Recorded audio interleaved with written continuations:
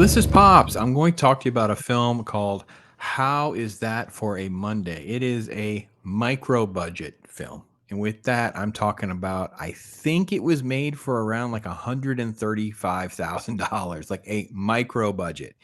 This is sort of a story that centers around a 24-hour period where all sorts of people kind of come together, center around this one main character, Shyam, and it involves like a billionaire and some thieves and an old man, and it tries to deal with a lot of different elements and topics. I don't exactly even know how to refer you to where to see this, but I can tell you that for someone who did an indie film like this, it's written and directed by one person, just like a passion project, that kind of thing. It has a lot of positives, and then we'll talk about some of the negatives. Um, Sripal Sama, I think is how you say his name. I apologize if I got that wrong. As always, I don't always do well with some of the Indian names. This is an American film, though. This is a film that centers in Los Angeles primarily, a little bit in New York, but there are sequences where they speak in Indian, or Hindi, but it is not a full blown, 3 hour Indian film with subtitles. It's kind of on. You can easily follow this film. It is sort of like dark satirical comedy mixed with like intrigue and suspense and some social commentary. Um, so let me give you a general idea of the story. The story involves this guy, and he's really going through a difficult time in his personal life with some financial stuff, and he's trying to pawn a necklace and a locket. We don't see his girl, but she's like angry with him on the phone because it's considered bad luck.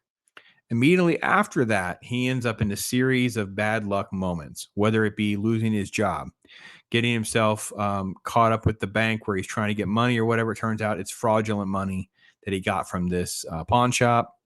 He ends up into sort of like uh, uh, kind of an altercation with these thieves who are trying to find out where this billionaire guy is and things like that. And it just kind of like one bad thing happens after another. He tries to right the ship in some way that puts him in sort of contact with this elderly man who may have Alzheimer's. He's definitely having struggles with like a dementia or something.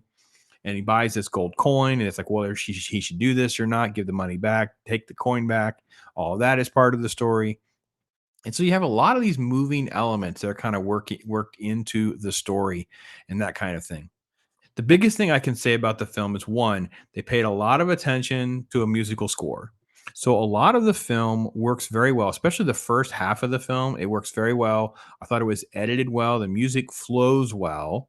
It's laying the groundwork for a lot of these dramatic elements, how they're going to collide. The comedy doesn't always land. There are some moments where that doesn't quite work with that. But the first half of the film, I think a lot of that does kind of work pretty well. The performance I think are pretty strong. The guy that plays the quote old guy, his name is Lester Latham. I think he was great. I thought he was probably one of the highlights in the movie. And I will say the main character, his name is Kashik Gantasala. He plays the Cheyenne, this main character where almost everything centers around him. I thought he actually did a really good job, as well as Candido Carter. He plays basically like the detective. It's a little unclear what his role is in some ways, but that's kind of what I think they call him a detective at one point. His name is Brandon, but I like him not because of his name. I like him because he does a pretty good job. So the acting is done pretty well. I think as far as the technical aspects of the movie, it was done really well, especially for no budget. And I say no budget, meaning like literally, you're making it something for $100,000, man. You're doing a pretty freaking good job. Not a lot of material or anything I can share with you on this. This is a close up of the main actor. He does a really good job, and that's pretty much the only like really only like promotional material. I don't really have much to work from in that regard. What I can tell you is the film, when you have a micro budget project, you have someone who's, trying to kind of get the ball rolling, maybe with their career, or they're trying to branch into something maybe a little different where they're going to write and direct or something like that. He's done other stuff. He's worked on other projects. He's definitely familiar with how to make cinema. And I think as far as a first sort of like feature film, 90 something minutes or, to whatever it turned out to be, I forget the exact length, it was done pretty well. The problems with the film tend to be the similar problems that I find with a lot of things that don't have a lot of money. It's the script doctoring. A lot of the dialogue doesn't quite work. It gets very clunky.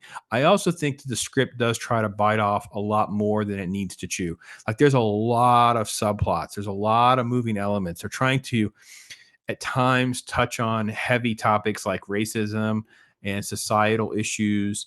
And some of those don't really land because they're kind of just like shoehorned into this bigger story, right?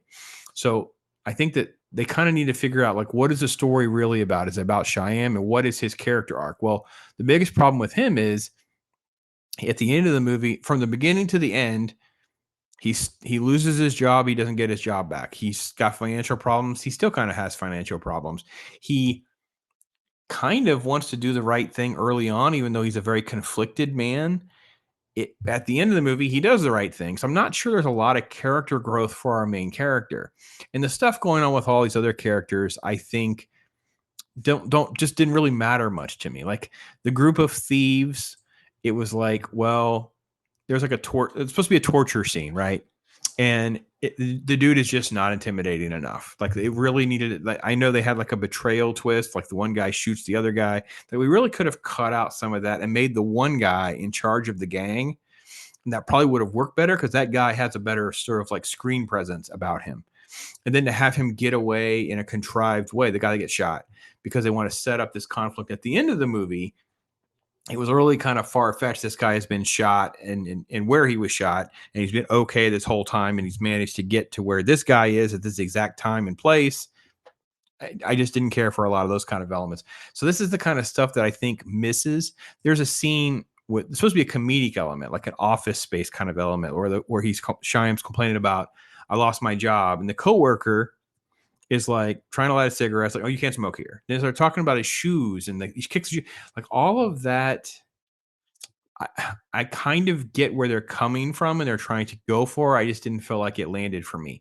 It's things like that when I say script doctoring. It's like the things like that that need to be kind of tightened up. This element of the whole counterfeit money, fake money thing, and when the detectives and the police and how they kind of come and go. There's just a lot of moving parts that are kind of there. And I don't know that we needed all of that. I think we could have maybe figured out what the focus will be of this one character and then figured out, well, what is this character story arc? What is this character story arc?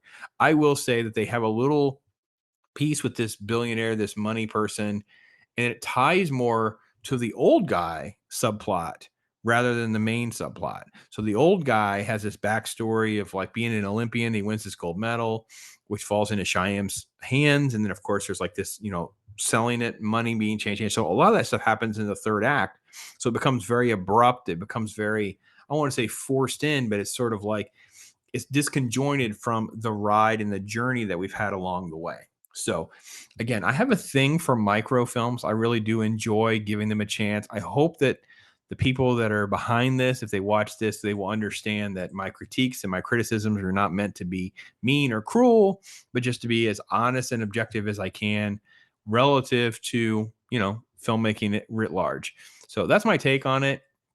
Again, it was sent to me, so I'm not quite sure exactly where it's available. Found it on IMDb, so I know other people have seen it. It obviously has also been available for audiences overseas and here. So that's kind of where we're at with it. Again, it is what it is, a product of being a low budget film, but some of it is, I think, very, very well done. Look at the marketing. I think the poster is fine. I think it's performances. He got good performances. He executed some very good cinematography and edits. Obviously, I think the strong point is, I think, for the first half of the movie, again, I mentioned it before, but the latter half of the movie, I think, again, we're forcing in some different subplots together. The musical score doesn't quite transition right to fit that tone. And at times it's kind of almost like distracting. Like it doesn't quite work as well. And again, there's just a lot of these moments of things don't really work like that in the world. So I don't quite, I was always disconnecting myself from that. Doesn't really work like that. That's not how this would operate. The bank sending a credit card person to your house and different bills. And there's little elements that don't really work like that for us. So it's hard for me to connect to those kinds of things. But that's my general take on it. Thank you so much for watching. I am Pops.